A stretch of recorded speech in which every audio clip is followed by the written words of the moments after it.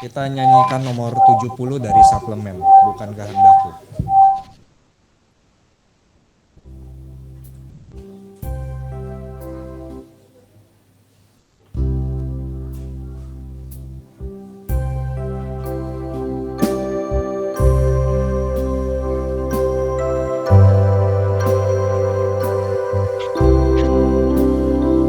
Bukan kehendakku yang jadi.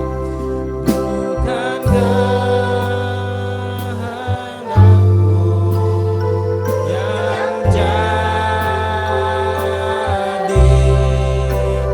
Doa Yesus ini ku turut.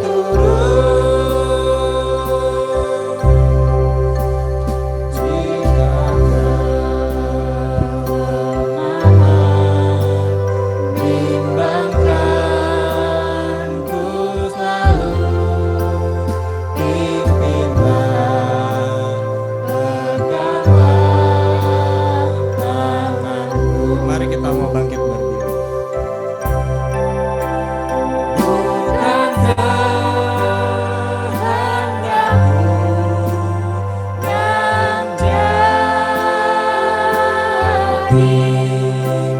Doa Yesus ini ku turut.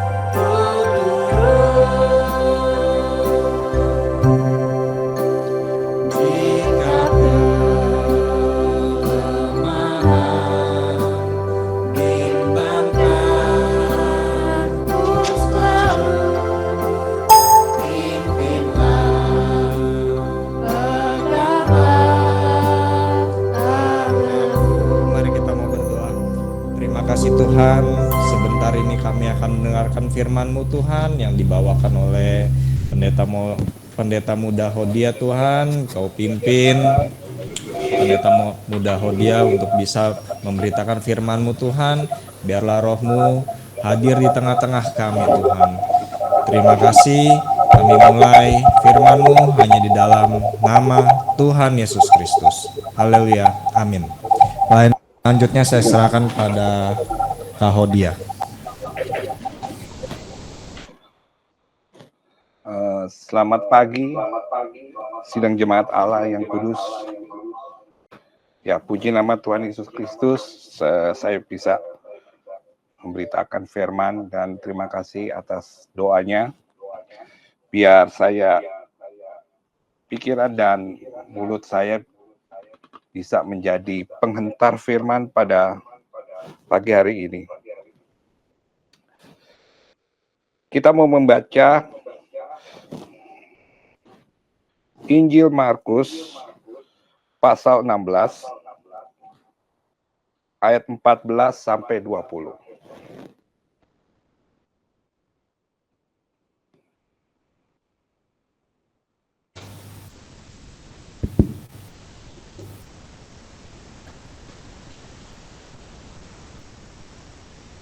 Akhirnya ia menampakkan diri kepada ke-11 orang itu ketika mereka sedang makan, dan ia mencela ketidakpercayaan dan kedegilan hati mereka oleh karena mereka tidak percaya kepada orang-orang yang telah melihat dia sesudah kebangkitannya.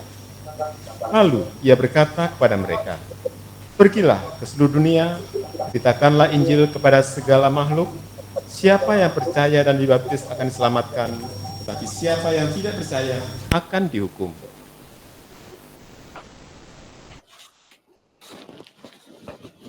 Ini akan menyertai orang-orang yang percaya. Mereka akan mengusir setan-setan demi namaku. Mereka akan berbicara dalam bahasa-bahasa yang baru bagi mereka.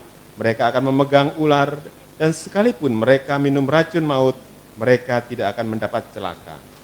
Mereka akan meletakkan tangannya atas orang sakit, dan orang itu akan sembuh. Sudah Tuhan Yesus berbicara demikian kepada mereka, terangkatlah ia ke surga, lalu duduk di sebelah kanan Allah. Mereka pun pergilah memberitakan Injil ke segala penjuru, dan Tuhan turut bekerja dan meneguhkan firman itu dengan tanda-tanda yang menyertainya. Ya, terima kasih. Nah, pada kali ini, pada ibadah kenaikan ini, Saya akan menerangkan cerita pada ayat ini. Nah, di sini adalah cerita tentang kenaikan Tuhan Yesus ya. Nah, dan di sini terakhir kalinya mereka bertemu dengan Tuhan ya, murid-muridnya. Nah, dan Tuhan berkata di sini, pergilah ke seluruh dunia, beritakan Injil kepada segala makhluk. Nah, ini merupakan suatu tugas ya, mandat dari Tuhan.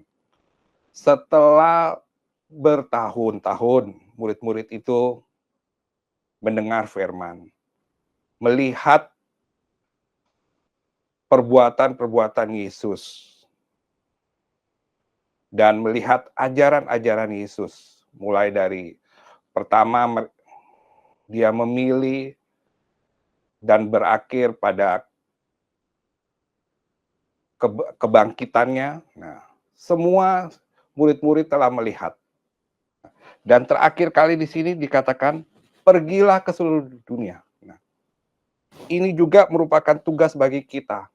Nah, kita selama ini ya, dari kecil sampai dewasa, udah menikah, punya anak, punya cucu. Nah, kita mendengarkan firman, tiap hari hadir ibadah. Tentu kita tahu semua ajaran Tuhan. Kita tahu kisah-kisah seluruh dari Alkitab ini. Nah, dan kita juga diberi mandat ini oleh Tuhan. Beritakan. Nah, pergilah ke seluruh dunia. Beritakan Injil ini. Nah, kita baca Matius pasal 28.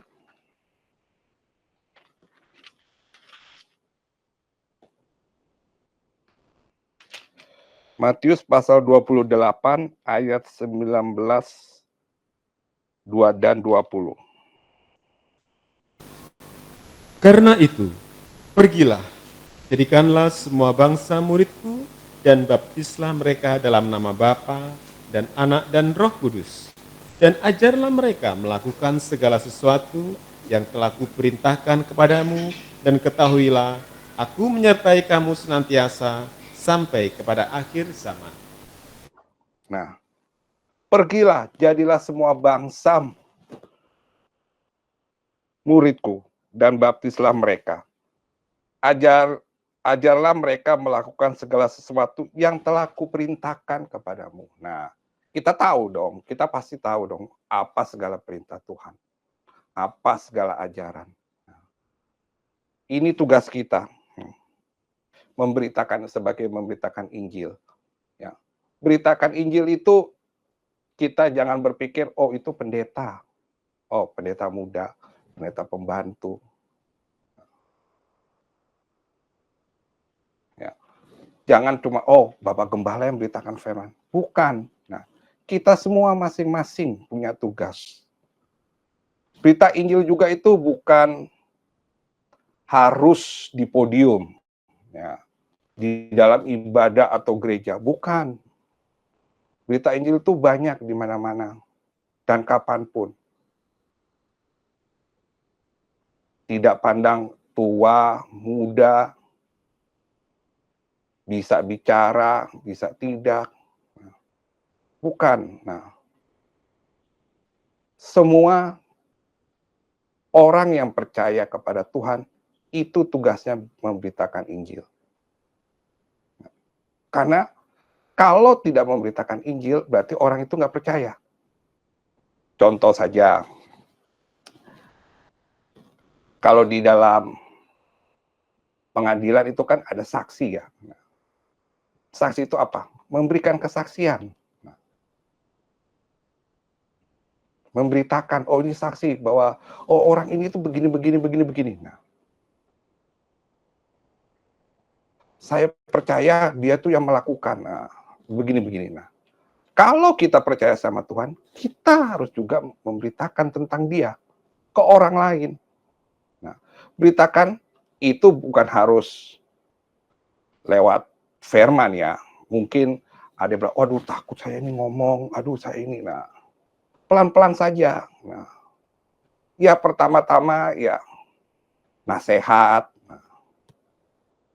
atau pertama-tama ya membantu dalam persoalan orang. Nah, ngomong-ngomong, lagi ngobrol-ngobrol, dikit-dikit masukan firman, ayat. Nah, ini memberitakan Injil. Memberitakan Injil juga itu bisa memuji Tuhan. Nah, kita membawa pujian. Nah, ini memberitakan Injil. Oleh sebab itu, kita harus berhati-hati dalam bernyanyi. Karena kalau salah, ya kita mengajarkan yang salah. Nah, jadi beritakan Injil itu bisa apa saja ya. Dan itu merupakan keharusan. Kita baca 1 Korintus 9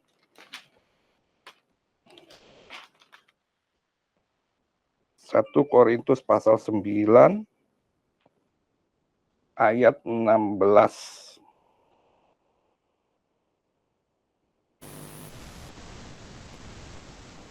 Karena jika aku memberitakan Injil, aku tidak mempunyai alasan untuk memegahkan diri. Sebab itu adalah keharusan bagiku. Celakalah aku jika aku tidak memberitakan Injil. Nah, celaka. Kita celaka. Karena kenapa? Ini merupakan mandat, perintah sebelum Yesus naik. Harus memberitakan Injil. Nah, kita jangan berpikir, oh ini cuma juga, wah, yang ahli-ahli yang tahu Alkitab. Jangan. Bukan. Oh ini yang Kristennya sudah lama, saya kan baru tahu. Nah, bukan juga. Oh ini yang rajin ke gereja. Oh ini yang ahli teologi ya. Oh, ini yang sudah sekolah. Wah, sekolah teologi ya sampai S3. Nah, bukan itu. Ya. Beritakan Injil ini semua orang. Nah, kita baca ya. Coba. Markus pasal 5.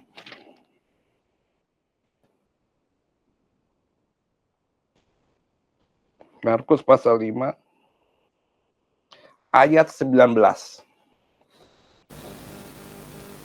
Yesus tidak memperkenankannya, tetapi ia berkata kepada orang itu, "Pulanglah ke rumahmu, kepada orang-orang sekampungmu, dan beritakanlah kepada mereka segala sesuatu yang telah diperbuat oleh Tuhan atasmu, dan bagaimana ia telah mengasihani engkau." Nah, ini yang harus kita beritakan. Ya.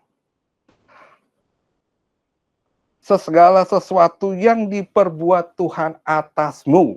Nah, dan bagaimana ia telah mengasihani engkau. Nah, ini yang kita harus beritakan. Nah, sekarang saya tanya. Hidup dari kecil sampai sekarang, kira-kira Tuhan tidak berbuat sama sekali pada jemaat?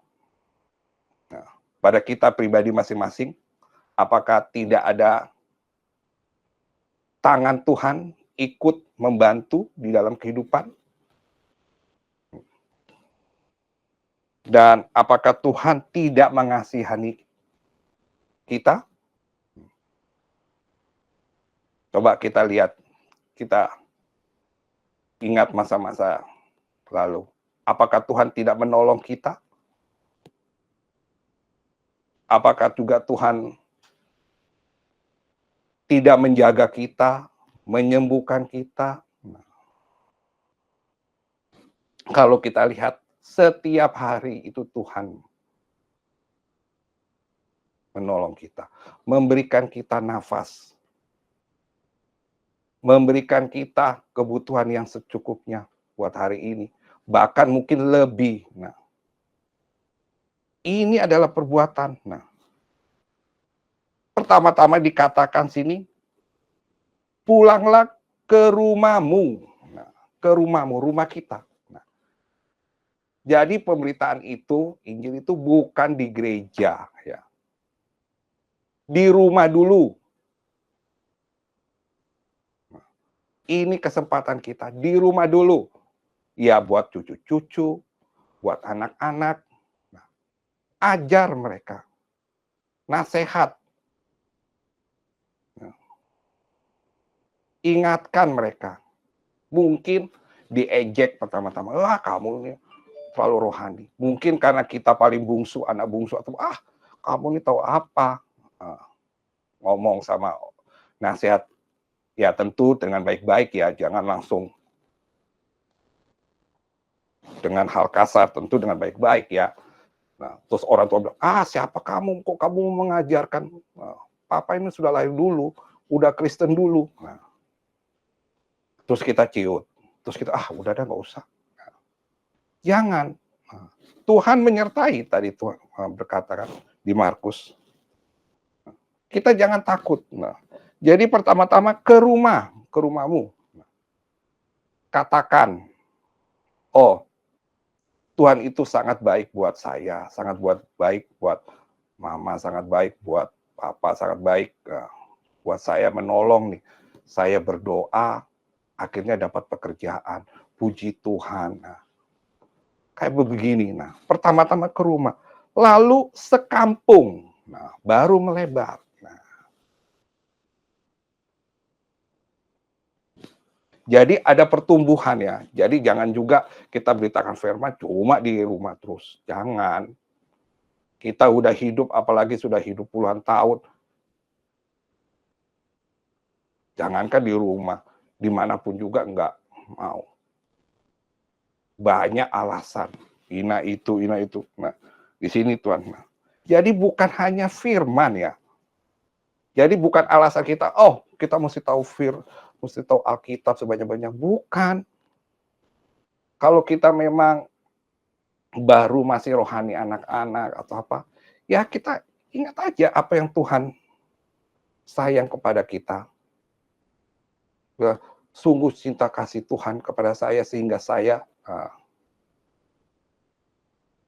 bisa dan dia menolong pada rencana saya. Nah,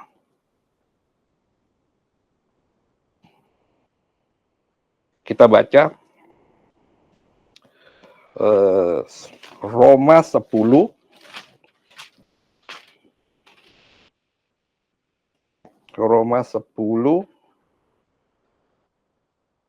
ayat 8.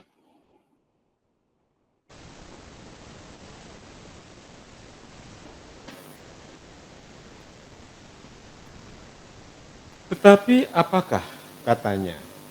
Ini, firman itu dekat kepadamu, yakni di dalam mulutmu dan di dalam hatimu.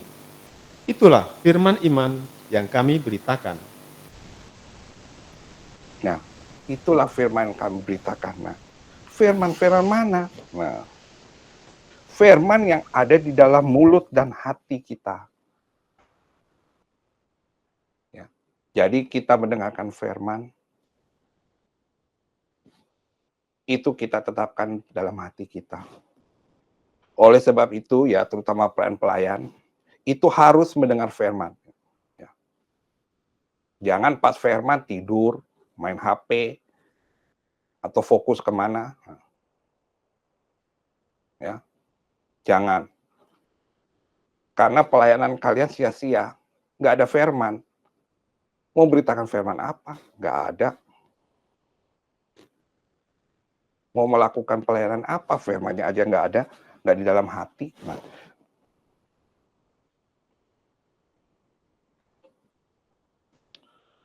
lanjutkan ayat 9 sampai 10. Sebab jika kamu mengaku dengan mulutmu bahwa Yesus adalah Tuhan dan percaya dalam hatimu bahwa Allah telah membangkitkan dia dari antara orang mati, maka kamu akan diselamatkan. Karena dengan hati orang percaya dan dibenarkan, dan dengan mulut orang mengaku dan diselamatkan. Nah, oleh karena firman, dengan hati orang percaya dan dibenarkan. Mendengarkan firman itu adalah hal yang harus ya untuk pelayan-pelayan. Oleh sebab itu ya sekarang ya sejak almarhum Bapak Gembala mulai sakit-sakit, mulai lemah, dan juga tempat kita, ibadah kita ya ibadah agak sedikit dilonggarkan. Padahal dari dulu, kalau mau melayani itu harus ibadah 3 kali. Minim, 3 kali, nggak ada minimum 3 kali. Selasa, Jumat, baru bisa naik Minggu. Belum lagi kaum muda Selasa, Jumat, Sabtu, Minggu. Nah, ini keharusan. Dan itu juga masih ada tolerir. Karena kalau menurut pengajaran, harus ada Roh Kudus. Kok kenapa harus ada Roh Kudus? Nah, karena Roh Kudus ini penolong. Nah, dan dia yang berkata-kata. Kalau kita yang berkata-kata, itu ya bisa aja ilmu ya, belajar. Nah, mungkin dia S3, wah, teologi, S2 atau apa, wah pinter, lulusan sekolah Alkitab ternama. Nah, dia jadi berkata, kalau dia tanpa Roh Kudus, jadi berkata-kata ya dari manusia. Isinya pasti penafsiran, teori.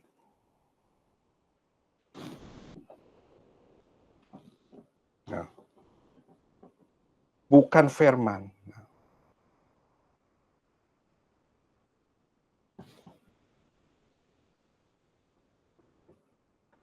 Dan dengan segala mulut orang mengaku dan diselamatkan. Nah, makanya bernyanyi, mengaku.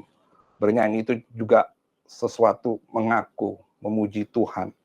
Oleh sebab itu ya, seperti saya katakan, berhati-hati kalau nyanyi. Karena itu pujian, persembahan. Bisa dikatakan doa. Buktinya ada worship song. Right? Doa, pemohonan doa. Nah kalau kita ngomong, oh saya percaya Tuhan, oh muliakan,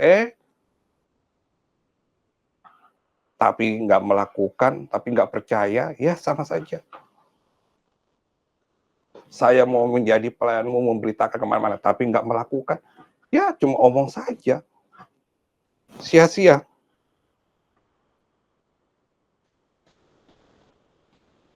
Kita baca 1 Yohanes pasal 5,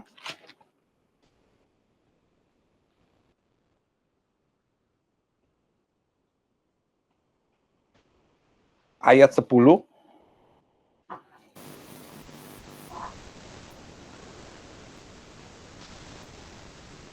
Barang siapa percaya kepada Anak Allah, ia mempunyai kesaksian itu di dalam dirinya.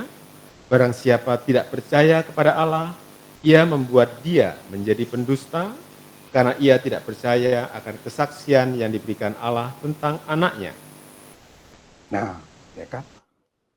Kalau kita nggak memberitakan, kita tidak kepercayaan Allah, ia membuat dia menjadi pendusta. Dia ini siapa? Allah, Tuhan. Jadi bohong dia.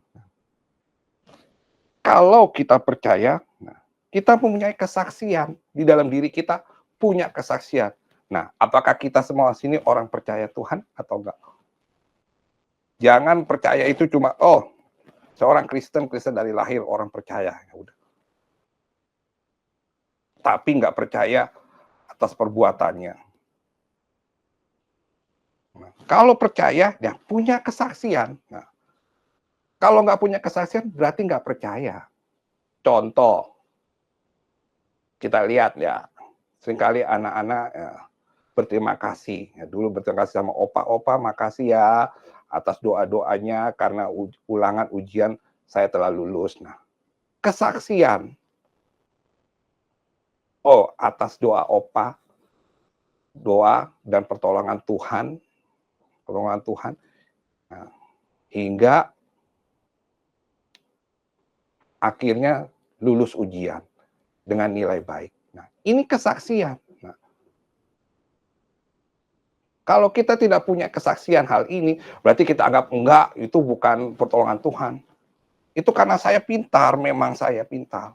Saya dari dulu pintar. Otak saya ini encer, jadi pintar. Nah, saya bisa melakukan. Nggak butuh itu Tuhan. Saya ahli. Bisnis, bisa, saya bisa semua. Nggak perlu tuh Tuhan. Karena nggak perlu Tuhan, ya nggak ibadah. Oh, nggak perlu ibadah. Ibadah itu cuma ya tradisi, ngapain? Nggak ada guna buat hidup. Nah, hidup saya lebih kok, ada duit, asuransi ada, posisi kerjaan, wah basah. Duit mengalir terus. Nggak butuh Tuhan. Ya kan? Nah, ini orang-orang yang nggak mau bersaksi.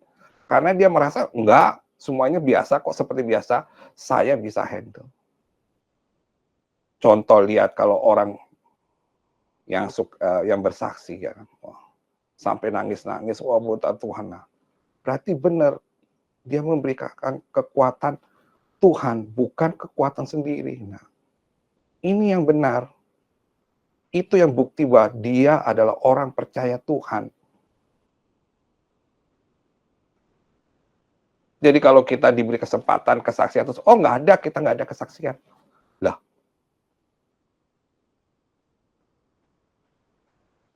berarti selama ini Tuhan nggak tolong dong. Berarti kamu anggap Tuhan pendusta dong. Nah, ya kan? Nggak ada kesaksian.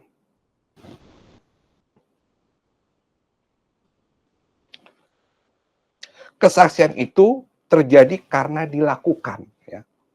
Contoh,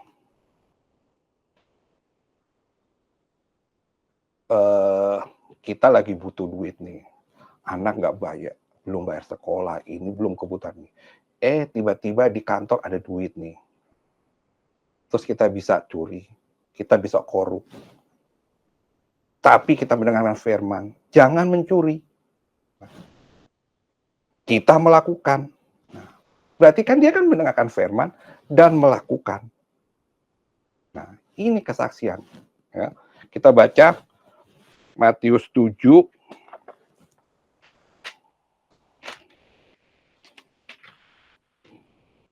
Matius 7 ayat 24.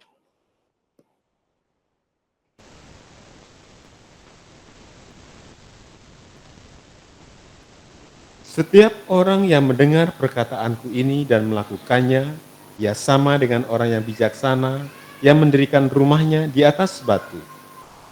Ayat 25 teruskan. Kemudian turunlah hujan dan datanglah banjir, lalu angin melanda rumah itu, tetapi rumah itu tidak rubuh sebab didirikan di atas batu. Ya. Tetapi setiap orang yang mendengar Tidak. perkataanku ini, Makasih. Makasih. Nah, ya. Jadi setiap orang yang mendengar. Nah, tunggu, maafkan ya. Tunggu.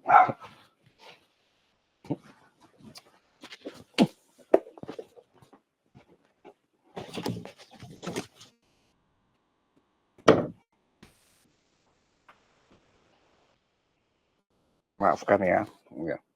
Jadi di sini setiap orang yang mendengar perkataan dan melakukan. Nah, ya. Ini, nah, itu adalah ia sama dengan orang yang bijaksana. Ya. Nah, orang ini punya kesaksian. Ini yang harus kita beritakan, bukan malah kita mendengar dongeng-dongeng, sisila, gosip-gosip, terutama penafsiran orang tentang Alkitab itu. Banyak sekarang, apalagi semakin giat ya di media sosial ya, di Instagram, ataupun juga di Facebook, terutama WA, banyak semua penafsiran itu. Penafsiran kadang-kadang tidak berdasarkan Alkitab. Ini ya Alkitab ya. Alkitab ini seperti Bapak Gembala katakan ya, almarhum. Kita percaya ini. Nah, karena kenapa? Firman yang di dalam ini sudah menyelamatkan jutaan orang. Dan ini sudah ada sejak dahulu. Ngapain kita mesti cari lagi teori ini menurut Sila, menurut histori, menurut ini lah. Itu sia-sia, itu nggak menyelamatkan. Ini sudah menyelamatkan. Udah memberi kesaksian. Coba berapa orang? Kita dari lahir, nah, pasti udah baca di sini semua mujizat, semua yang terjadi. Dan ini semua di sini, kalau kita baca, nggak ada habis-habisnya.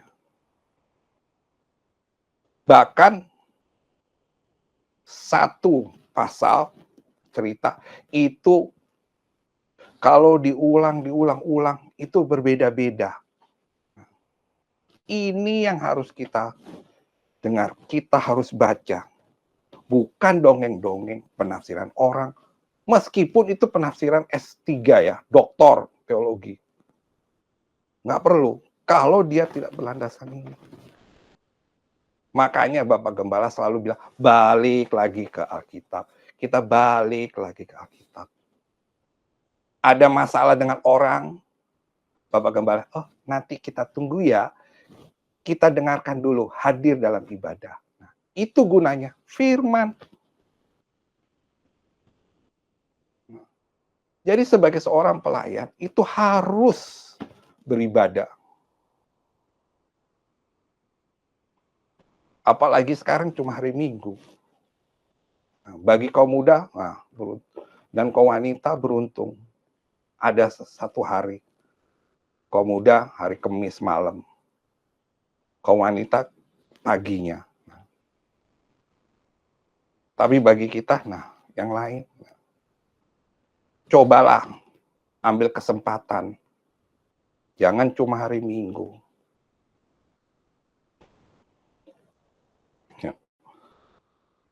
Kita baca 1 Timotius 1 ayat 4.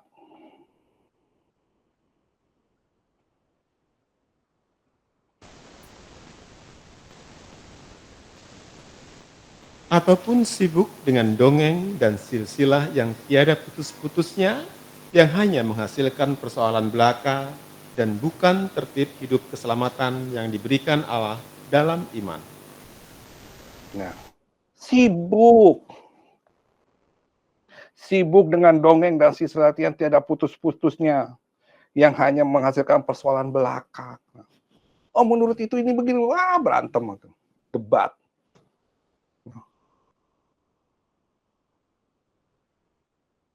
Kita jangan mendebatkan firman. Kita harus diskusi. Kita jangan kayak agama lain yang selalu ingin berdebat. Wah. Ya, kita bisa lihat selalu berdebat, bahkan berdebat dengan beda agama supaya ada alasan bahwa agama saya lebih. Nah, lu kan nggak tahu, nggak bisa jawab kan? Jangan. Ya.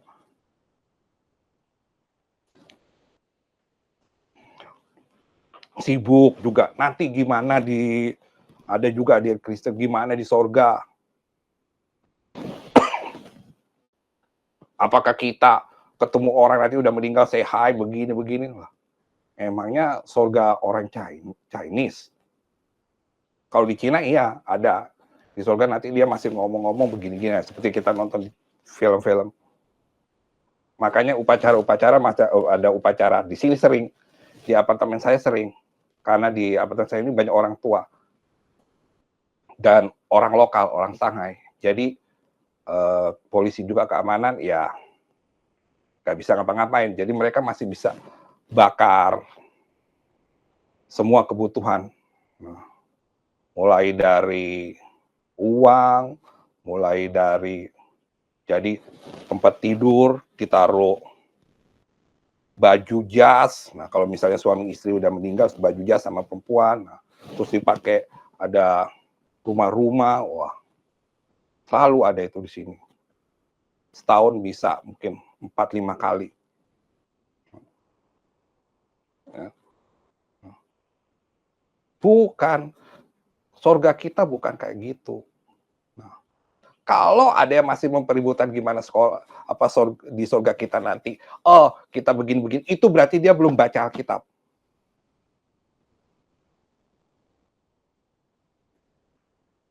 Di Alkitab terang-terangan tertulis apa yang harus kita lakukan di sana. Bukan saya, hai, oh apa kita kenal dia nanti ini saya ikut apa? Enggak. Surga yang nanti kita datangi itu sudah sempurna. Kita sudah sempurna.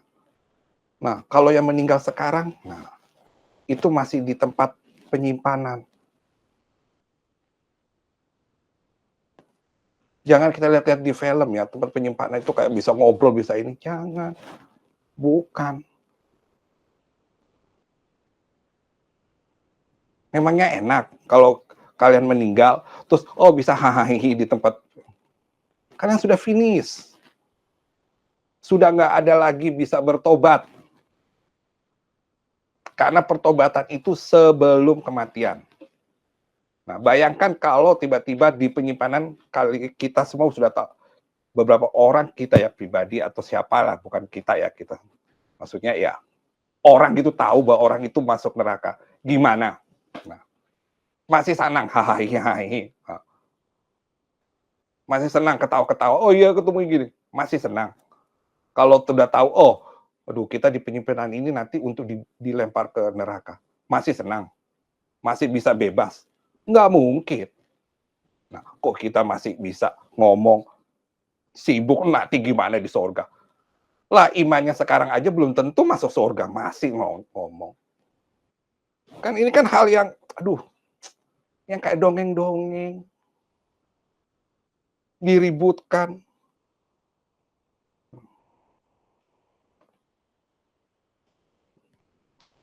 Ngapain ngomong gitu? Lebih baik kita beritakan firman, kesaksian Tuhan menolong kehidupan kita.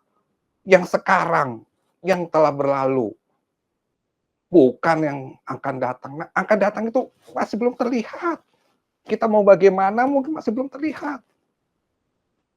Sekarang aja tanya kepada diri masing-masing, apa kita udah pasti masuk surga? Belum tentu. Apakah setiap hari ke gereja bahkan masuk surga? Enggak, bukan jaminan. Apakah melakukan pelayanan masuk surga? Bukan jaminan juga. Jadi ngapain kita ngomong yang hal-hal yang akan datang? Kesaksian itu sesuatu yang udah lampau, bukan yang akan datang. Apalagi sekarang ya manusia modern. Oh akan datang ya? Itu kan kita belum tahu. Itu surga belum tahu ada atau enggak. Ya kan orang juga pasti meremehkan. Nah kita kesaksian yang udah terjadi. Nah, ini yang kita harus beritakan. Nah, dan Tuhan juga berkata tadi, beritakan apa yang Tuhan perbuat atasmu. Nah, perbuat itu berarti sudah. Bukan yang akan nanti Tuhan perbuat, bukan. Yang sekarang, yang sudah kemarin. Itu yang harus kita beritakan. Itu yang kita harus diskusi. Itu yang kita harus ngomong satu sama lain. Saling menguatkan. Nah,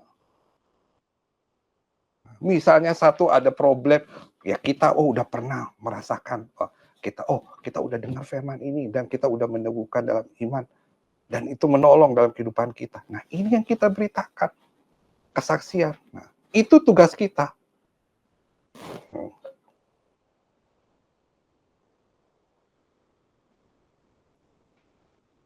Ya. Dan juga sekarang seorang pelayan itu kadang-kadang sibuk dengan rohani, Ya. Tapi ya bayar perpuluhan saja tidak. Ini perpuluhan.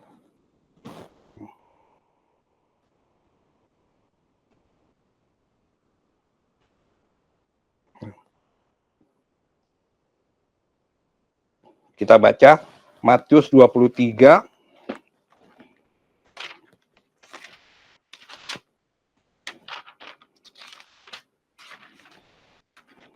Matius pasal 23 ayat 23.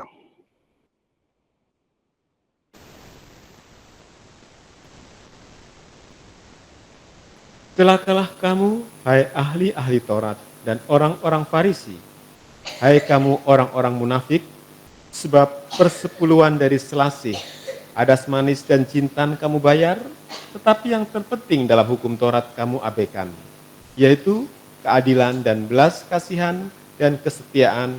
Yang satu harus dilakukan dan yang lain jangan diabaikan. Ingat, yang satu harus dilakukan, yang lain jangan diabaikan. Jadi kalau kita melakukan keadilan dan belas kasihan dan setia pelayanan, setia ke gereja, tapi nggak bayar perpuluhan, sama saja bohong.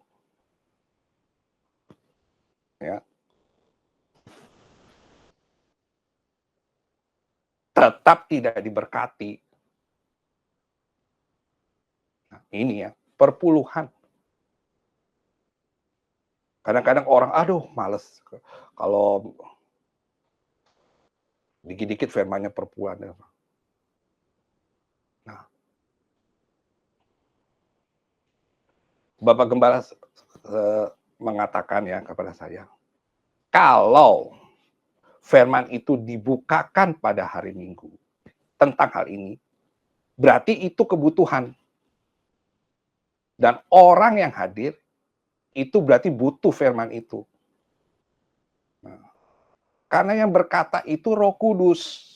Nah, dia tahu, oh kamu tuh butuh ini. Nah, ya. Nah, jadi kalau ada tentang perpuluhan, itu berarti ada di sini yang masih diingatkan. Harus membayar perpuluhan.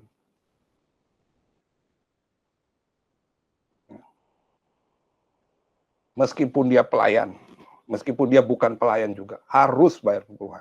Siapapun. Karena itu di sini, karena yang satu dilakukan, yang lain jangan diabaikan. Nah, ini perpuluhan. Ya. Ada yang bilang, perpuluhan itu istiadat, tradisi dulu. Nah, pas Yesus mati, hukum udah nggak berlaku. Udah nggak ada berlaku tuh perpuluhan. Itu persembahan, seadanya. Mau ngasih atau enggak. Terserah. Nah. Dan juga perpuluhan itu nggak usah taruh di gereja. Ke orang miskin, orang yang lebih membutuhkan. Kita baca ya, satu kisah ya. Kisah Rasul pasal 5,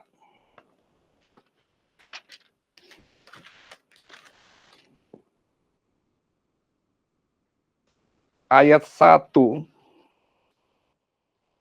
sampai 11.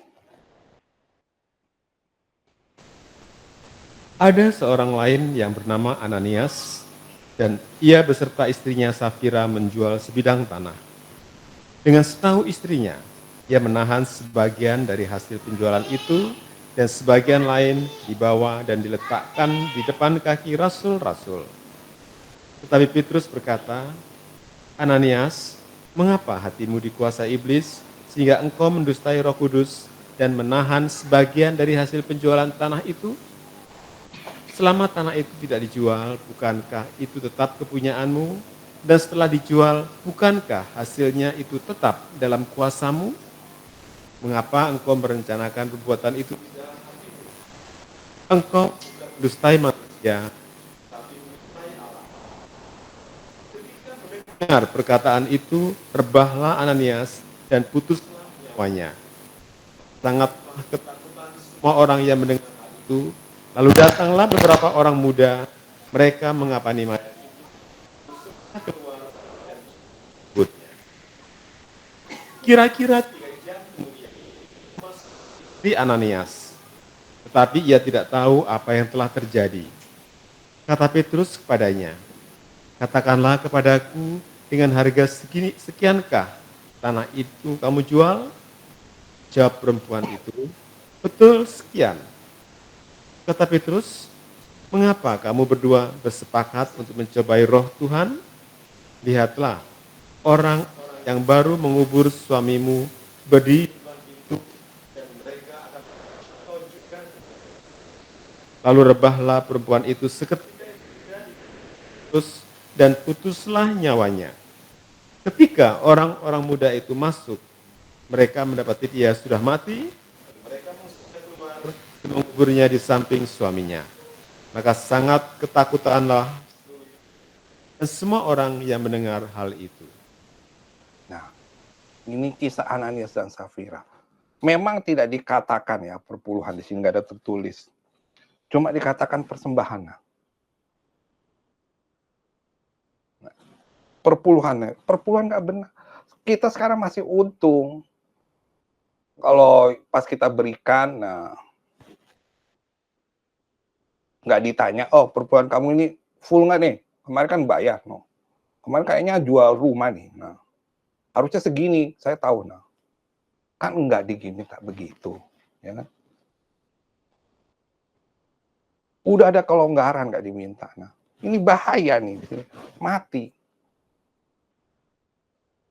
Nah, jangan dipikir kita melayani Tuhan terus bisa menipu Tuhan. Jangan.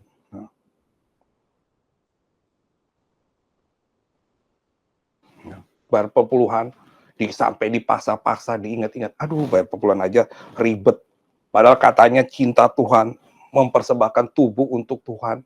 Wah, dalam pujian, wah, soal tubuh buat Tuhan. Ngomongnya doang. Bayar perpuluhan aja nggak bisa, gimana mau persembahkan tubuh? Perpuluhan, mana sih? Kalau tubuh tuh berarti kita harus urusan tubuh.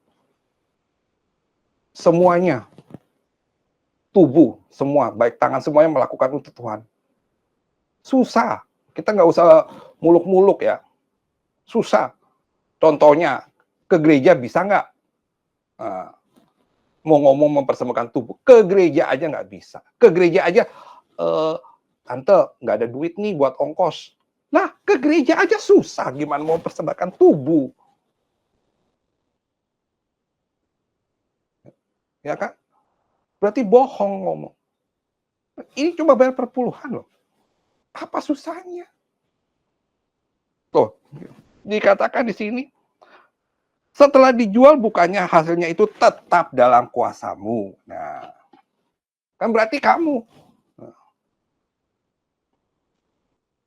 yang ini. 10 loh, 10% dari 90. Ya. Papa saya mengajarkan ya dan melakukan 4/10, jadi 40%, 60% buat Tuhan. 1/10 aja susah. Gimana mau mempersembahkan? Nah ya iya, akhirnya lihat. Ke gereja susah. Ke gereja aja butuh minta ongkos. Lah gimana? Kita harus lebih dewasa ya dari hari ke hari. Jangan kita mendengar firman lewat aja. Harus dimengerti. Jangan kita cuma pelayan cuma ngomong-ngomong, puji Tuhan ini. Memuji Tuhan. Hati-hati, makanya Bapak Gembala itu sangat hati-hati kalau dalam lagu. Karena lagu itu bukan pujian, doa. Kalau kita salah, kita persembahkan, oh Tuhan saya persembahkan tubuhku buatmu. Tapi ternyata praktiknya enggak, bohong berarti.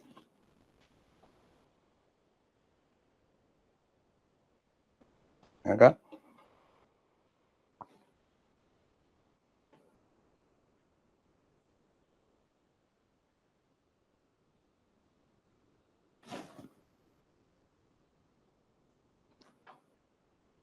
Kita baca Roma 5. Roma pasal 5 ayat 12.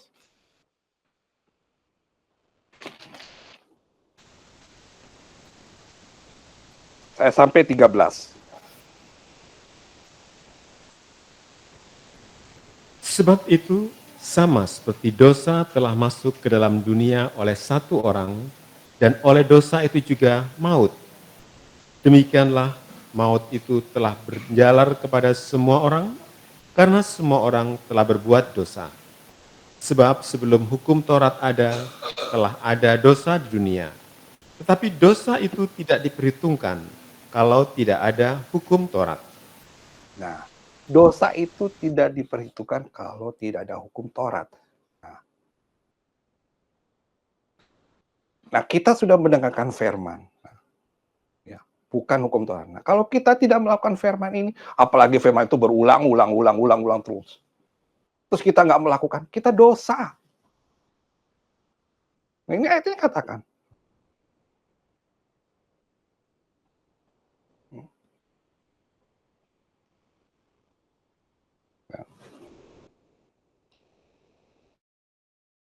Nanti juga sebelum ada hukum Taurat, dosa itu tidak diperhitungkan. Ya, memang tidak diperhitungkan. Tapi yang mengadili Tuhan. Nah, kalau kita berbicara Tabernakel Kabar Mempelai ya, Pendeta Opa Van Hessel, itu ada peta saman ya, ada 3 saman. Saman Allah Bapa, Anak, dan Roh Kudus. Kadang-kadang orang berpikir, loh, gimana orang yang berdosa dulu diselamatkan atau tidak, diampuni atau tidak. Nah, ini juga banyak nih didebatkan soal hal ini. Baca di Alkitab, nah, padahal di Alkitab itu ada semua. Ya. Nah, di sini katakan sebelum ada hukum Taurat, dosa itu tidak diperhitungkan. Tapi yang mengadili ada, yaitu Allah. Nah, sekarang kira-kira kita mau hidup di mana? Zaman Allah Bapa atau sekarang? Nah, zaman Allah Bapa nggak ada hukum Taurat, tapi Allah Bapa yang hukum. Kamu berdosa, mati. Nggak ada tobat-tobatan. Oh, tapi kan saya nggak denger. Nggak peduli siapa lu. Nah, gimana? Mau kayak gitu? Masih untung sekarang kita hidup. Kita melakukan dengan firman, oh itu telah berdosa. Mohon ampun. Ada kesempatan. Dulu mana ada.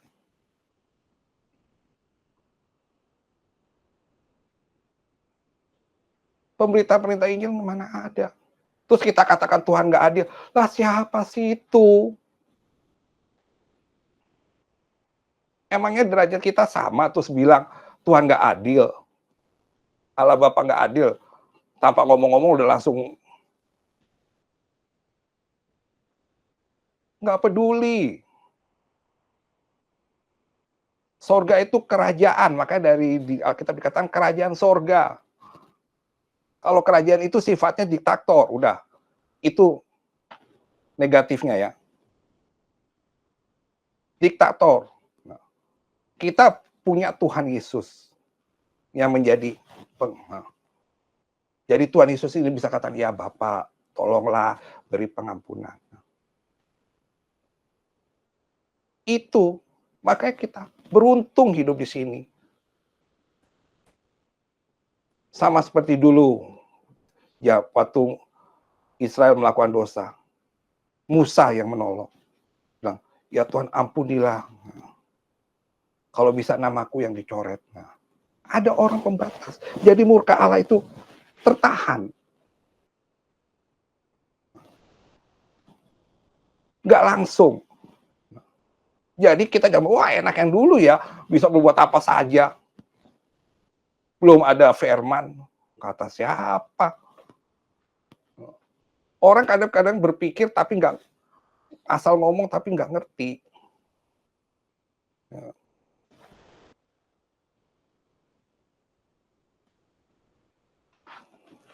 Kita baca 1 Yohanes 3 ayat 4.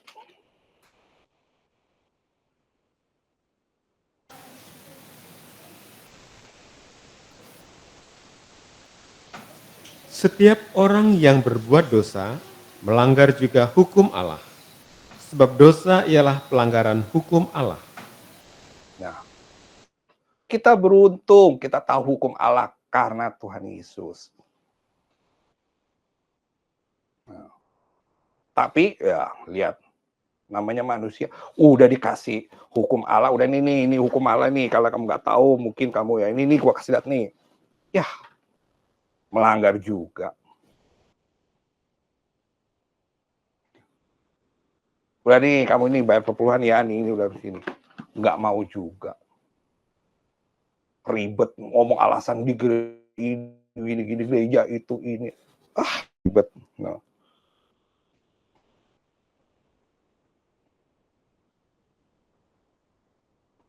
Kita baca Yakobus 4.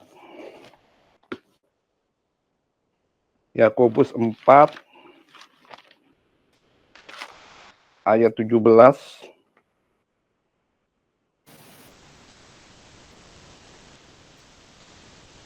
Jadi, jika seorang tahu bagaimana ia harus berbuat baik, tetapi ia tidak melakukannya, ia berdosa.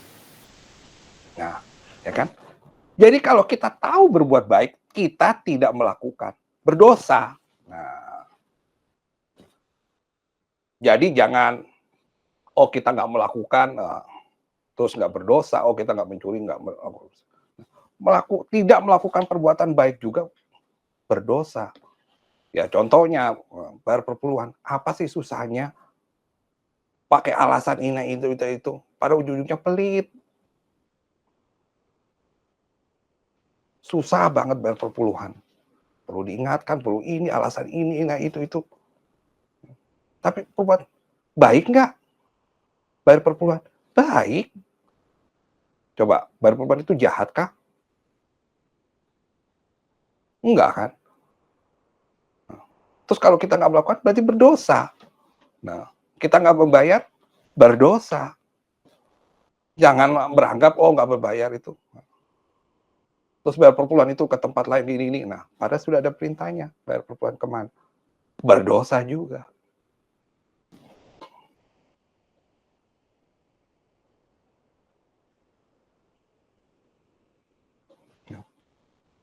Ada yang bilang, oh,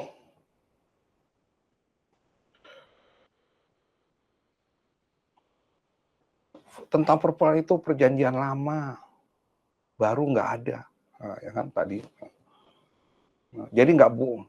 Nah, kalau memang itu perjanjian lama dan tidak dibutuhkan, ngapain juga harus ada perjanjian lama di sini? Mendingan dihilangin aja udah, nggak usah. Nggak usah ada perjanjian lama. Dari dulu juga ngapain ada perjanjian lama? Orang hukumnya udah nggak dilakukan lagi kok. Ngapain? Ya kan?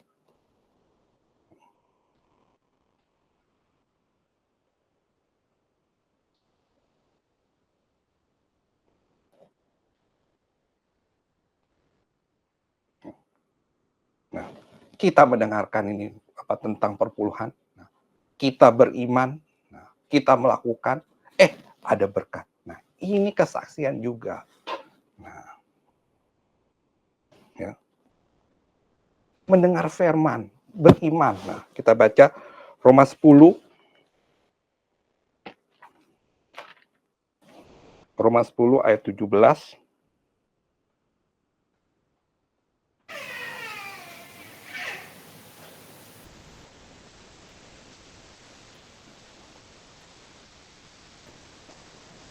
Jadi, iman timbul dari pendengaran dan pendengaran oleh firman Kristus.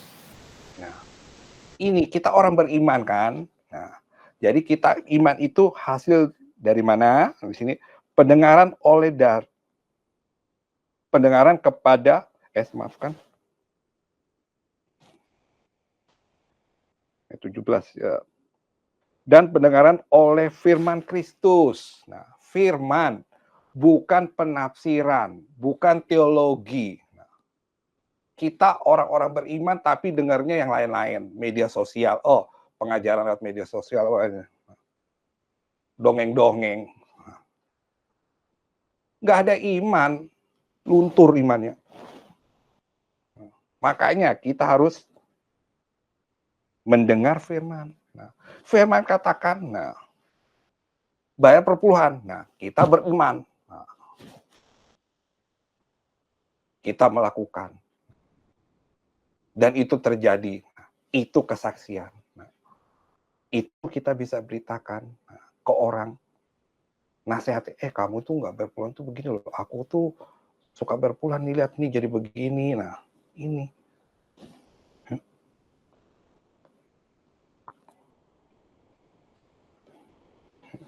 Kalau kita takut ya baru berpulang karena aduh ini anak-anak kebutuhannya banyak sekali, belum ada makanan. Aduh gimana ini kalau gue bayar perpuluhan, ntar gue nggak bisa makan. Nah, nggak beriman berarti. Ya. Buat apa disebut orang-orang beriman kalau kita pada prakteknya nggak beriman? Terus nggak bayar perpuluhan gara-gara takut, ya kan? Berarti tidak percaya firman Tuhan. Udah mendengar, tapi nggak melakukan. Ya nggak beriman orang. Sedangkan mau disebut sebagai orang-orang beriman, orang Kristen.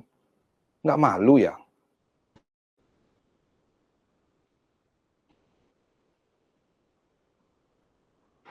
Kita balik tadi ke Injil Markus 5:19. Nah,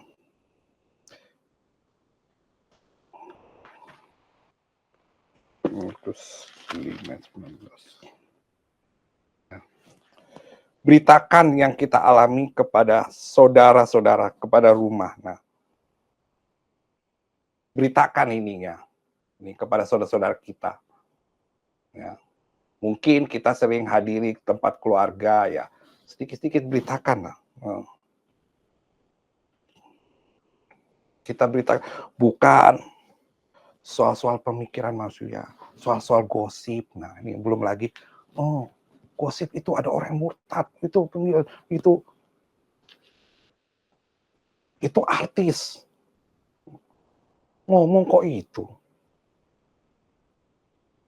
Beritakan ketemu sama saudara, bukan ngomongin firman, bukan berkeset, ngomong, kamu lihat nggak sih, kamu dengar nggak sih ini artis. Siapa itu? Siapa ya? Ruben. Masuk Islam ini dia akan begini. Lah, bukan firman malah ngomong itu. Kita nggak usah khawatir, ya, nggak usah khawatir. Mau berapa orang juga nggak usah khawatir, ya. Jangan khawatir, ya. Jangan khawatir orang percaya itu berkurang, ya. Nah, kita baca, coba kita baca ya.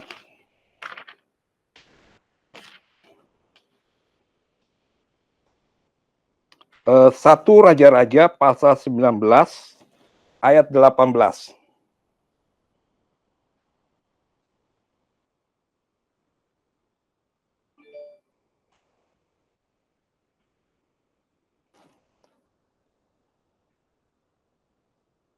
1 Raja-Raja 19 ayat 18.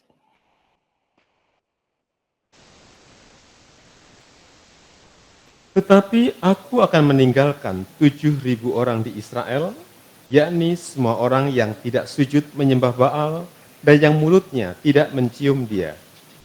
Nah, baca. Nah, kita lihat baca sini ya. Semua orang yang tidak sujud menyembah Baal. Jadi jangan khawatir kalau ada orang yang murtad, jangan khawatir kalau Tuhan orang beriman, orang Kristen itu berkurang, nggak usah.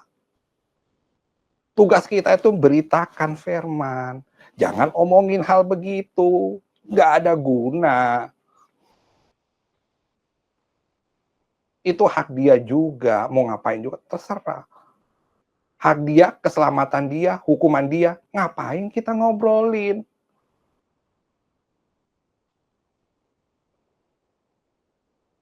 Terus berpikir, kalau saya dekat, saya mau...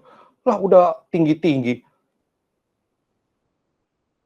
Mau ingin menyelamatkan orang yang jauh, padahal yang dekat aja dicuekin. Ini yang dekat nih.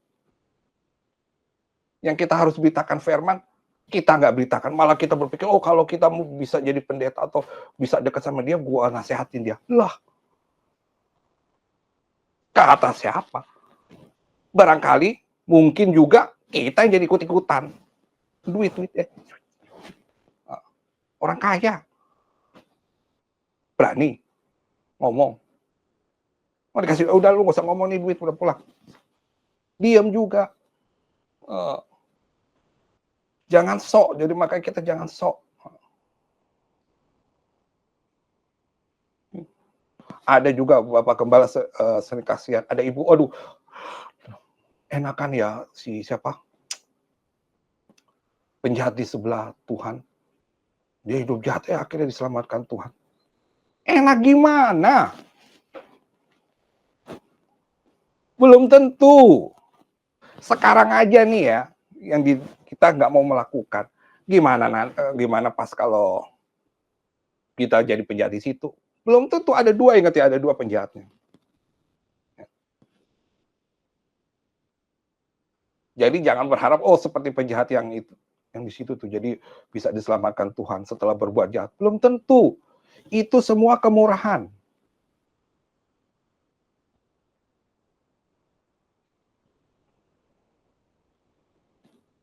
Kemurahan Tuhan. Dia mendapat kemurahan saat akhir-akhir. Kita kemurahannya beda.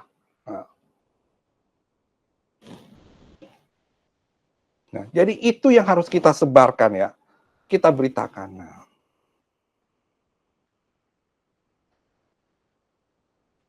Kita omongin dengan saudara-saudara kita, ya mungkin sesama kita beriman, saling menguatkan. Firman, tadi firman yang kita dengar begini-gini. Nah. Kita baca 2 Petrus 1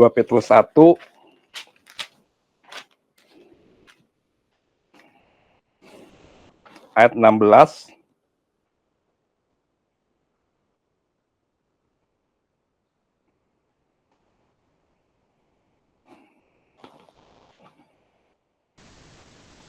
Sebab kami tidak mengikuti dongeng-dongeng isapan jempol manusia. Ketika kami memberitahukan kepadamu kuasa dan kedatangan Tuhan kita Yesus Kristus sebagai Raja. Tetapi kami adalah saksi mata dari kebesarannya. Nah, saksi mata kebesarannya. Nah, kita lihat ya sekarang. Tuhan menolong kita nggak dalam kehidupan kita? Menyelamat kita nggak? Berarti kita lihat saksinya, kesaksian kita. Kebesaran Tuhan menolong kita. Ini yang kita beritakan, bukan dongeng-dongeng. Ya. Nih kita lihat nih. Ya. Tuhan menolong, menyembuhkan, memberi umur panjang.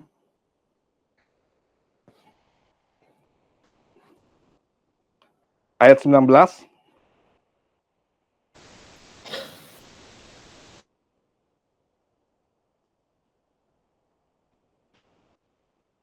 Disampaikan oleh para nabi, alangkah baiknya kalau kamu memperhatikannya sama seperti memperhatikan pelita yang bercahaya di tempat yang gelap sampai fajar menyingsing dan bintang timur terbit bersinar di dalam hatimu. Nah, perhatikan firman itu baik-baik, kayak ada gelap, pelita liatin. Serius, mantap. Jangan main-main firman. Nah, terus ini dikatakan, kami makin diteguhkan oleh firman yang telah disampaikan oleh para nabi. Nah, nabi. Coba. Nabi itu apa? Di perjanjian lama. Berarti apa? Perjanjian lama masih dipakai. Kok ada yang bilang, perpuluhan itu lama, udah meninggal, selesai. Udah nggak diharuskan. Udah nggak ada hukumnya, itu hukumnya ya perpuluhan itu mau bayar terserah, nggak bayar juga seadanya bisa diberikan kepada. Kita baca ya, Matius 5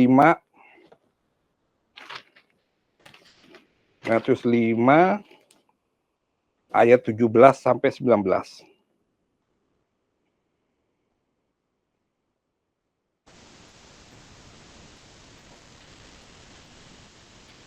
Janganlah kamu menyangka bahwa aku datang untuk meniadakan hukum Taurat atau kitab para nabi. Aku datang bukan untuk meniadakannya, melainkan untuk menggenapinya.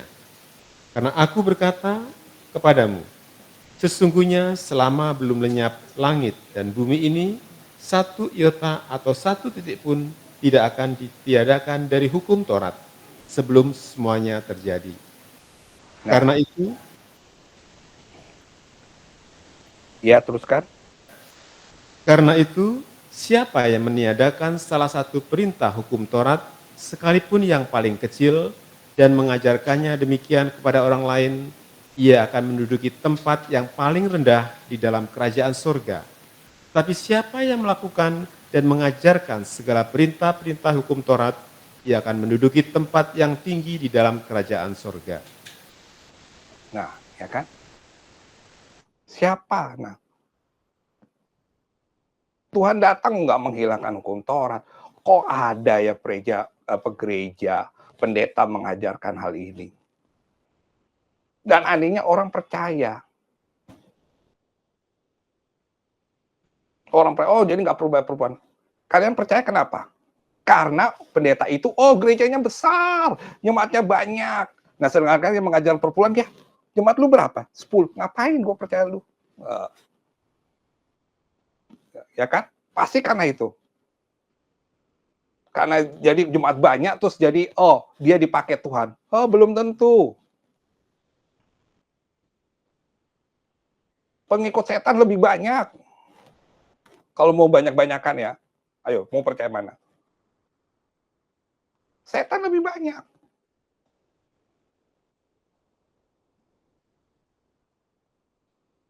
Ayo, kalau kita mau banyak-banyakan, apakah itu pekerjaan Tuhan? Oh, berarti itu dipakai oleh Tuhan tuh. Ya enggak. Kita harus bersyukur kalau kita jemaat kecil, enggak banyak. Jadi firman itu pas mengarah ke kita. Bayangkan kalau banyak. Wah, duduk paling ujung sana. Dijamin belum tentu orang itu serius dengar. Apalagi situ ada angin sepoi-sepoi. Nah, tidur.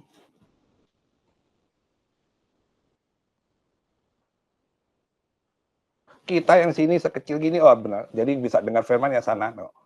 Bersyukur.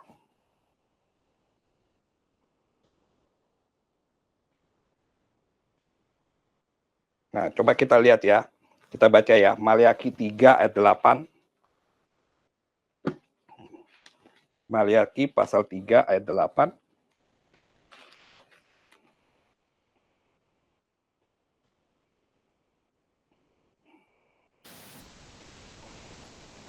Bolehkah manusia menipu Allah? Namun kamu menipu aku. Tetapi kamu berkata, dengan cara bagaimanakah kami menipu engkau? Mengenai persembahan persepuluhan dan persembahan khusus. Mohon dibaca lagi mengenai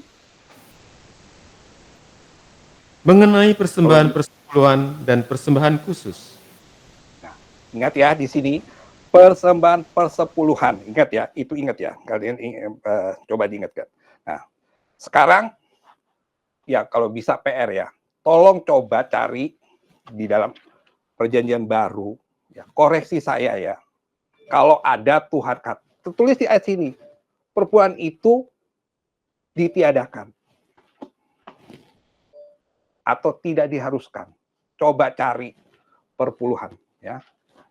PR bukan buat kalian. Kalau ada ya ngomong. Coba cari. Dari dulu sampai sekarang yang ada itu penafsiran. Penafsiran, oh melalui ayat ini, pasal ini, di Efesus, di ini, persembahan ini. Terus juga adat istiadat. Semua itu penafsiran manusia yang mengatakan tidak perlu bayar perpuluhan. Nah, dalam Alkitab nggak ada. Nah, coba cari di Alkitab ya. PR ya, coba cari di Alkitab. Kalau ada, katakan tidak perlu bayar perpuluhan. Nah, di sini ya di sini tertulis ya mengenai bayar persembahan perpuluhan. Berarti harus bayar. Ya. Jadi jangan alasan lagi kata pendeta ini, menurut ahli teologi, menurut ini. Semua apa? Penafsiran. Penafsiran dari ayat-ayat ini. Tapi ayat itu justru tidak ngomong. Nah, kok kita malah percaya sama orang yang menambahkan. Oh, menurut Alkitab kita nggak bayar. Mana ada? Menurut Alkitab. Coba kasih tunjuk. Ada yang bilang nggak perlu bayar perpuluhan. Coba. Jangan kata pendeta ya. Jangan penafsiran. Langsung di sini tulisan. Nah, ini saya tulis ya. Tadi pendeta muda Eko udah baca sampai 2 kali ya. Perpuluhan. Nah, ini orang, Tuhan, sejak zaman Maleakhi sudah tertulis.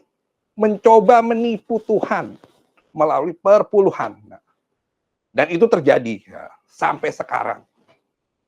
Bayar perpuluhan aja ribet muter-muter. Menurut penafsiran ini, itu perjanjian lama, nggak perlu dilakukan. Itu adat istiadat orang Israel, nggak perlu. Ya, ribet. Bilang aja pelit. Susah banget ngomong. Nggak mau pakai alasan itu. Pelit. Kita harus beriman. Bayar perpuluhan itu beriman. Memang susah.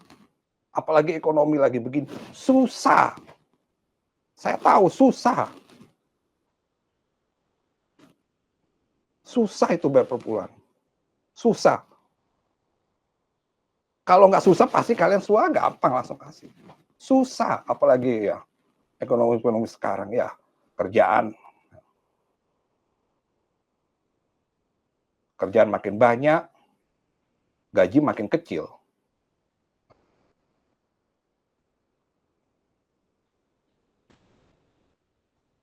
Belum lagi gaji datangnya kayak kereta tua, perginya kayak kereta cepat. Wah, ribet. Mana sempat bayar perpuluhan. Nah, ya. Latih diri kita untuk bayar perpuluhan. Kita nggak usah ikut ngomongan orang, menurut ini. Jangan. Ini tunjukkan aja ini Alkitab nih. Nah, sudah dengar ya, jadi bisa beritakan ini ke orang. Ya. Ini. Ya. Jadi coba tunjukkan, ada nggak tertulis?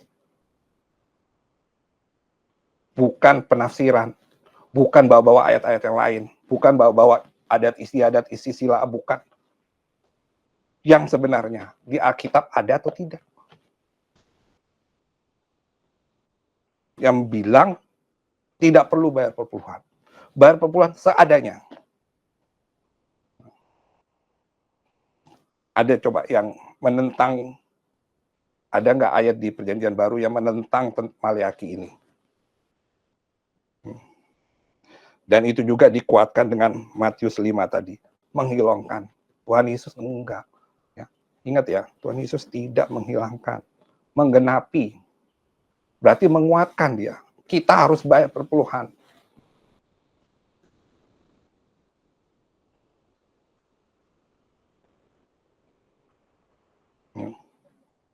Kita baca Alkitab ini aja. Ya, Alkitab ini yang menguatkan kita. Ya, jadi kita beritakan juga Alkitab ini. Ya, khususnya orang-orang. Nah. Orang-orang terdekat kita. Mungkin yang belum bayar perpuluhan, ya kita ingatkan, kita ngomong terus.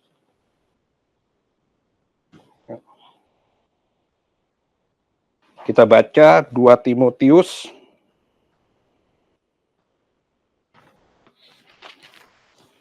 (2 Timotius 4 ayat 5).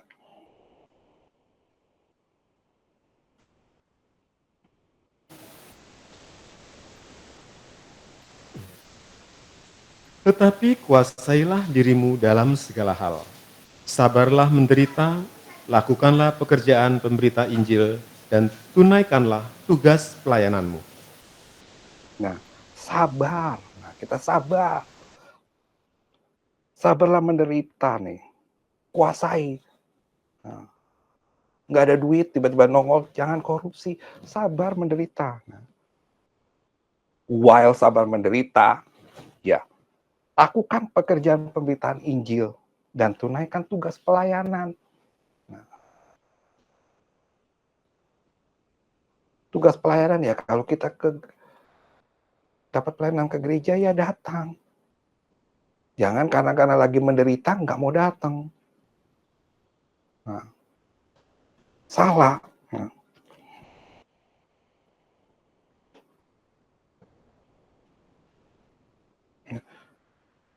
Beritakan, nah, kapanpun bisa, nah, dimanapun, nah, itu tugas kita.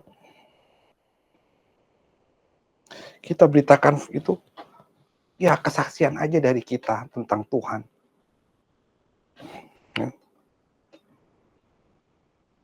Kesaksian di depan kita, kesaksian yang kita telah alami,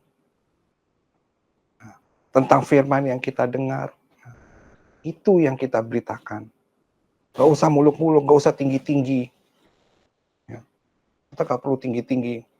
Mbak Firman tinggi-tinggi, wah supaya dikatakan bagus, gak perlu. Ya. Kita baca Roma 12 ayat 3.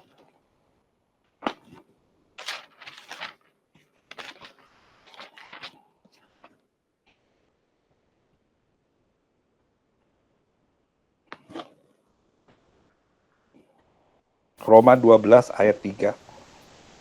Berdasarkan kasih karunia yang dianugerahkan kepadaku, aku berkata kepada setiap orang di antara kamu, janganlah kamu memikirkan hal-hal yang lebih tinggi daripada yang patut kamu pikirkan.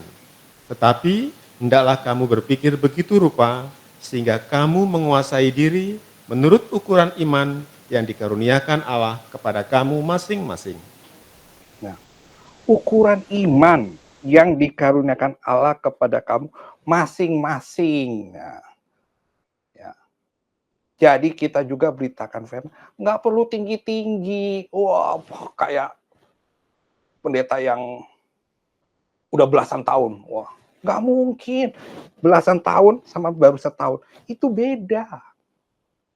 Rohaninya juga beda. Nah, di dalam rohani itu juga ada pertumbuhan. Nah, pertumbuhan itu apa?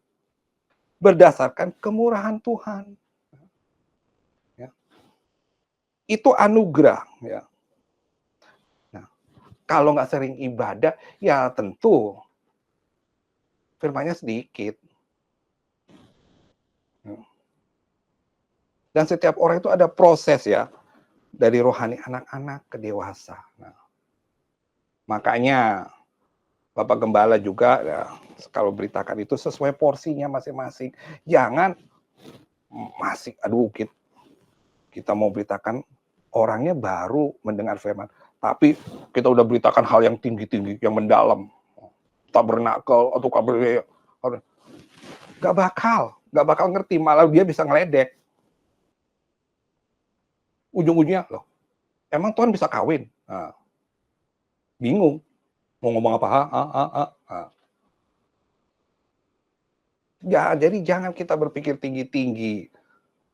Kita beritakan firman yang kita terima. Yang kita terima itu berarti yang cocok buat iman kita.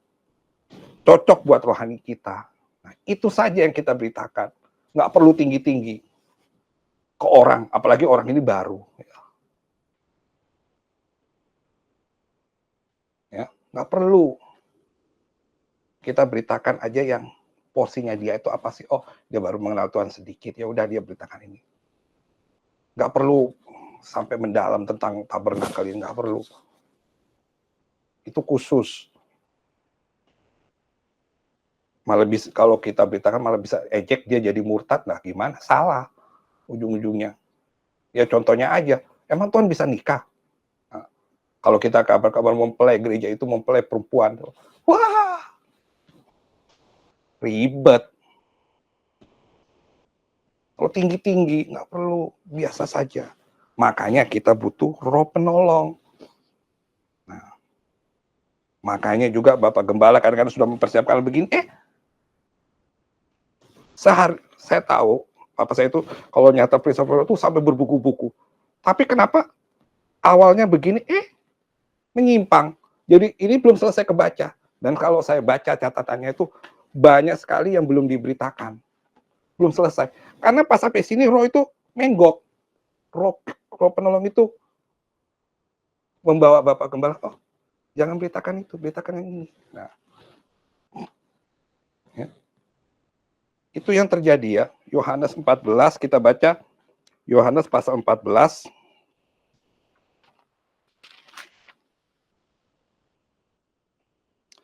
ayat 16 sampai 17.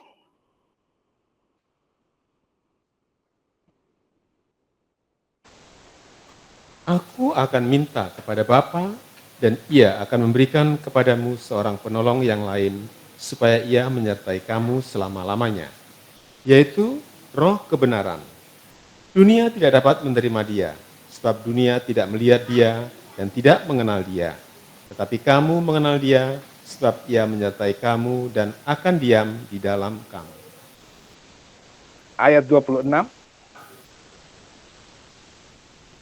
Tetapi penghibur, yaitu Roh Kudus, yang akan diutus oleh Bapa dalam namaku, Dialah yang akan mengajarkan segala sesuatu kepadamu dan akan mengingatkan kamu akan semua yang telah kukatakan kepadamu. Nah, ini.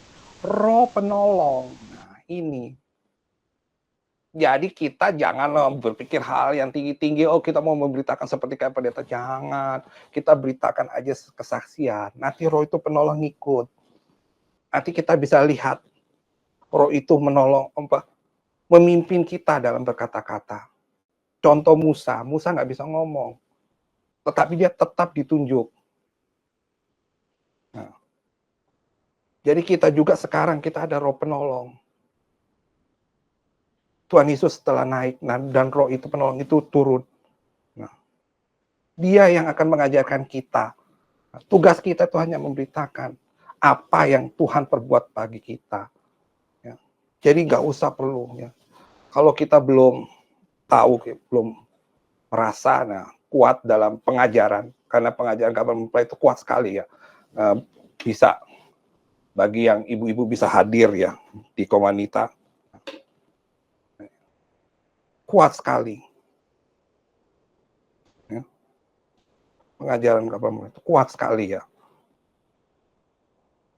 Itu orang nggak bisa berpikir. Jadi kalau orang imannya atau Kristennya masih mula-mula, nggak sanggup mikir.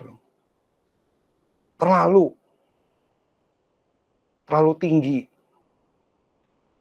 Jadi kita beritakan yang Tuhan aja yang kita lakukan. Ya. Yohanes pasal 16 ayat 13 kita membaca.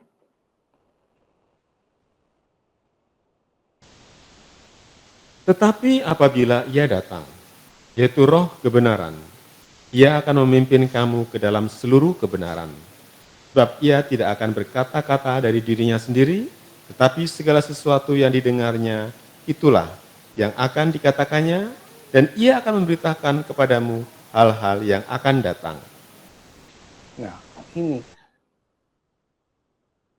Ya, roh penolong ini kita. Nah, dia yang akan membantu kita. Nah, oleh sebab itu ya, nggak usah berpikir tinggi-tinggi. Kita beritakan aja firman yang telah kita dapat selama ini. Ya. Terutama yang telah mengubah kehidupan kita. Nah, dari Kristen anak-anak jadi Kristen dewasa. Nah, yang dulunya imannya kecil jadi iman besar. Nah, nggak bayar perpuluhan jadi suka berbayar perpuluhan. Itu saja. Nah. Soal orang menerima atau enggak, orang selamat, jangan dipikirkan ya. Nggak usah. Nah, kita nggak usah membaca, tapi bisa baca di 1 Korintus 3 ayat 6. Nah, aku menanam, Apolos menyiram, tetapi Allah yang memberikan pertumbuhan. Nah, ya. Jadi Allah itu. Nah, tadi kita juga baca Roma 12 tidak tadi, kasih karunia, anugerah. Nah, ya kan? Jadi yang tugas kita hanya memberitakan, menanam berikut Tuhan. Tuhan nih, saya beritakan firman kamu bayar perpuluhan. Itu tugas kita. Jadi juga dalam pemberitaan, memberi kesaksian, jangan mencak-mencak itu orang. Biarlah kalau memang orang itu nggak mau melakukan, ya dia sama seperti Firaun. Firaun terang-terangan dikatakan Tuhan mengeraskan hatinya. Hingga sampai 10 juga, bahkan sampai sudah pergi, dia tetap tidak mau menurut, tidak percaya Tuhan. Akhirnya apa? Mati. Nah, ya kan? Di laut, ya kan? Mati tuh. Siapa itu? Tuhan yang mengeraskan hatinya. Nah, apakah sia-sia pemberitaan Musa? Enggak. Musa sudah menurut. Tugas Musa memberitakan. Nah, tugas kita memberitakan. Nah, kalau kita nggak memberitakan, kita seperti Yunus. Nah, ngapain Tuhan? Tahu juga nanti kamu selamat. Tuhan nggak mau. Lu harus terus. Dipaksa. Akhirnya Yunus apa? Nurut. Nah, itu tugas kita. Beritakan firman. Berikan kesaksian. Melakukan pelayanan. Nah, tugas semua orang percaya. Nah, ini. Kita baca ayat terakhir. Lukas 12.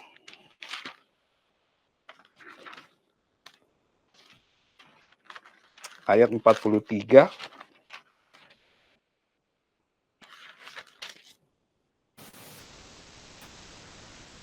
Berbahagialah hamba yang didapati tuannya melakukan tugasnya itu ketika tuannya itu datang.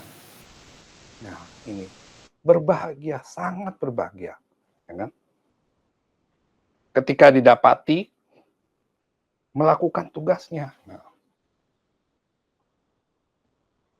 Nah, saya tahu juga nih, Bapak Gembala di dalam penderitaannya ya, dia tetap melakukan tugasnya.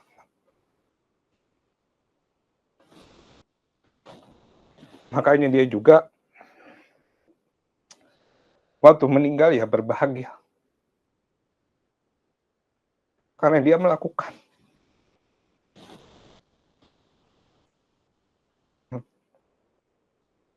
Jadi berbahagialah ya. Kita harus melakukan pemberitaan. Kapanpun. Siap atau tidak. Ya. Pelayanan terus. Sehingga ketika tuannya itu datang. Ya, Tuhan kita. Ya. Kita didapat. Ya. Menerima upah. Kita didapat. Wah, kamu bekerja. Kita jadi senang, happy. Ya, sekian pemberitaan pada Jumat pagi ini. Selanjutnya kita akan perjamuan suci.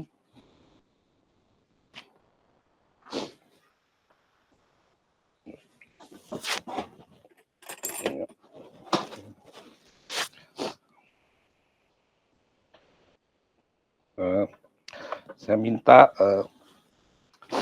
pelayan-pelayan perjamuan suci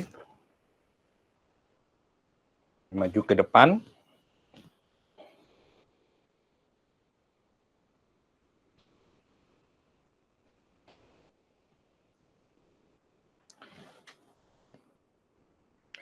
Kita mau berdoa, ya, kita mau bangkit berdiri dan kita mau berdoa.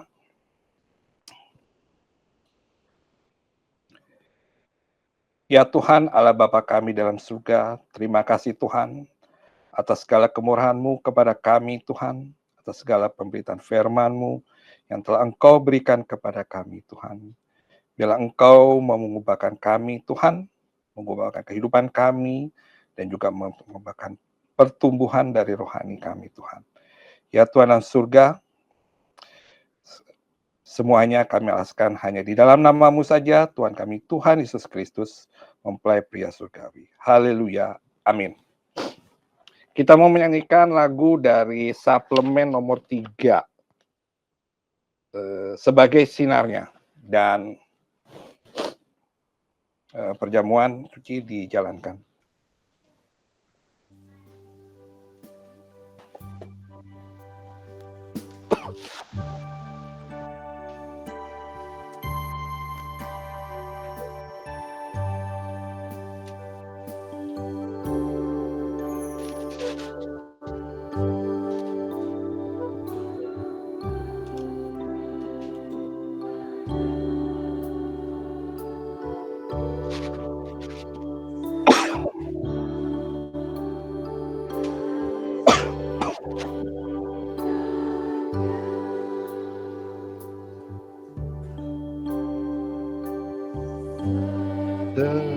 Setiap hari selalu berikan dan rahmat-Nya. Oh,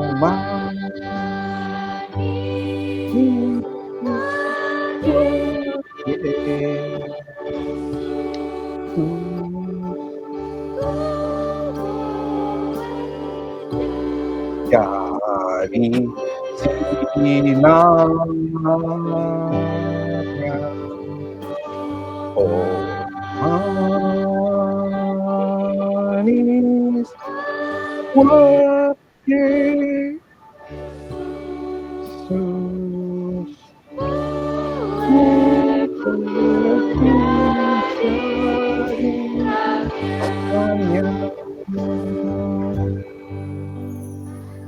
apa semua sudah mendapatkan? Kalau semua sudah mendapatkan, mari kita mau bangkit berdiri. Kita mau mengangkat roti yang merupakan tubuh darah Tuhan.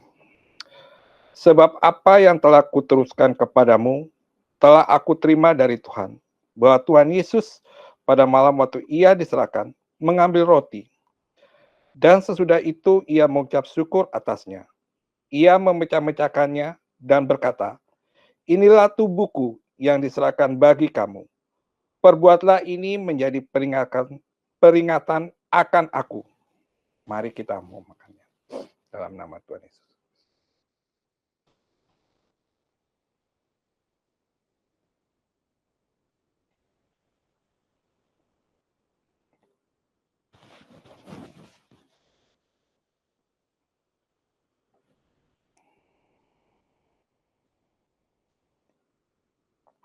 Kita mau mengangkat cawan. Demikian juga ia mengambil cawan sesudah makan, lalu berkata, cawan ini adalah perjanjian baru yang dimeteraikan oleh darahku. Perbuatlah ini setiap kali kamu meminumnya, menjadi peringatan akan aku. Mari kita meminumnya dalam nama Tuhan Yesus Kristus.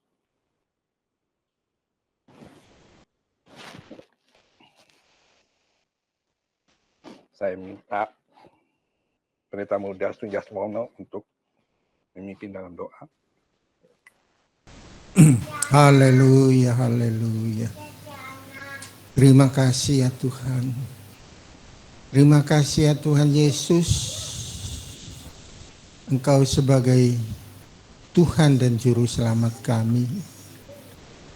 Kami berterima kasih akan firman-Mu Tuhan, yang mengingatkan kami senantiasa akan kebangkitan-Mu, kenaikan-Mu ke surga Tuhan. Dan kami sebagai anak-anak-Mu, sebagai jemaat, sebagai mempelai wanita, untuk menyongsong akan kedatangan-Mu kembali Tuhan. Sebagaimana yang Kau firmankan, Kau akan datang kembali seperti Engkau naik ke surga ya Tuhan. Oleh karena itu Tuhan, Kau senantiasa memberikan firman-Mu, mengingatkan kami akan korban-Mu, kebaikan-Mu Tuhan. Dan kami mengerti akan semua maksud Engkau Tuhan, bagaimana kami harus hidup yang senantiasa menjunjung tinggi Engkau Tuhan, mengingatkan kami soal korban kami kepada Engkau, yaitu perpuluhan Tuhan. Biarlah perpuluhan ini ya Tuhan membuat kami senantiasa berkenan kepada Engkau dan membuat kehidupan kami senantiasa diberkati ya Tuhan. Dan tubuh dan darah-Mu ini ya Tuhan membuat kehidupan kami juga yang senantiasa bersama dengan Engkau. Engkau ada di dalam kami ada di dalam Engkau ya Tuhan. Terima kasih ya Tuhan Yesus, terima kasih. Engkau telah memakai hamba-Mu, pendeta muda Hodia Tuhan, untuk mengingatkan akan kehidupan kami, senantiasa mengharapkan kasih setia-Mu dari Engkau Tuhan. Terima kasih Tuhan, terima kasih. Menjauhkan kami dari segala yang tidak kami inginkan Tuhan. Engkau tahu Tuhan bagaimana melindungi kami, memelihara kami. Terima kasih ya Tuhan Yesus, terima kasih. Kami serahkan seantero kehidupan kami hanya ke dalam tangan-Mu saja ya Tuhan. Hanya di dalam nama Tuhan Yesus Kristus yang telah menjadi juru selamat kekasih jiwa kami. Haleluya, amin. Bapa yang kami tinggikan, kami permuliakan di dalam nama Tuhan kami Yesus Kristus.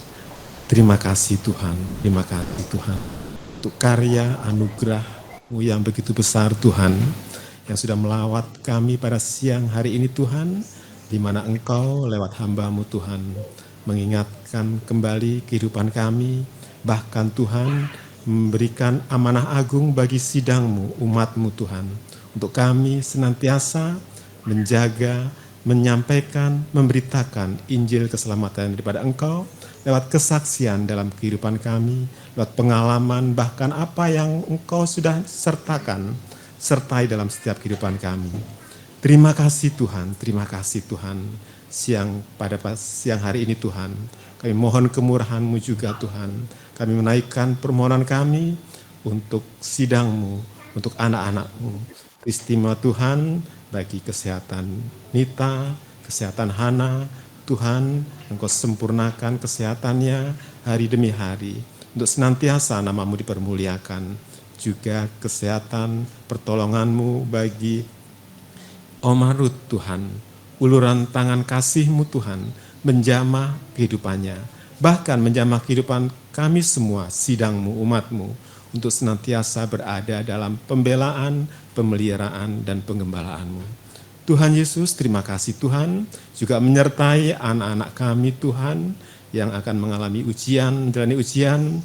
Tuhan Yesus, Engkau berikan hikmat, marifat yang daripada-Mu Tuhan, untuk semuanya Tuhan, kami kerjakan, anak-anak-Mu kerjakan, bahkan Tuhan anak kami kerjakan dalam mengerjakan soal-soal ujiannya, untuk nama-Mu saja yang dipermuliakan dan diagungkan. Pertolongan-Mu nyata bagi kami semua, bagi anak-anak kami. Terima kasih Tuhan, terima kasih Tuhan, terima kasih Tuhan, kami permuliakan Engkau senantiasa. Dan sekarang, saudara yang dikasihi oleh Tuhan, terimalah berkat yang daripada Tuhan, Allah Bapa, Anak, dan Roh Kudus, yaitu Tuhan Yesus Kristus, menyertai saudara-saudara sekalian sampai Tuhan datang kembali kali yang kedua. Tuhan memberkati engkau semua. Di dalam nama Tuhan Yesus Kristus, kami alaskan doa kami. Haleluya. Amin. Selamat siang. Amin. Ibadah kita.